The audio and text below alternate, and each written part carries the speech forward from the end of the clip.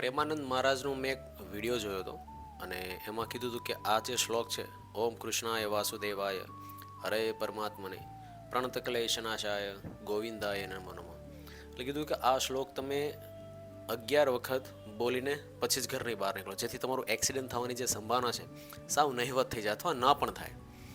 હવે જો બધાને પોતપોતાનો જીવ વાલો હોય છે, એટલે એટલીસ્ટ કમસે કમ ભગવાનનું નામ લઈને તો આપણે ઘરની બહાર નીકળવું જોઈએ.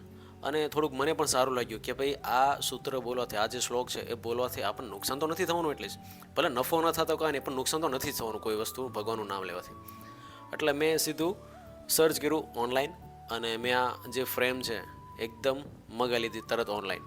એટલે મને પણ થોડું સારું લાગે છે કે ભાઈ દિવસમાં ઘરની બહાર નીકળતા પહેલાં હું આ શ્લોકનો ઉપયોગ લગભગ 12 થી 15 વાર કરું છું. હું એમ નથી કહેતો કે શું ફાયદો, પણ હા એટલીસ્ટ નુકસાન તો નથી જ તે. તો બોલો, જય રાધે રાધે.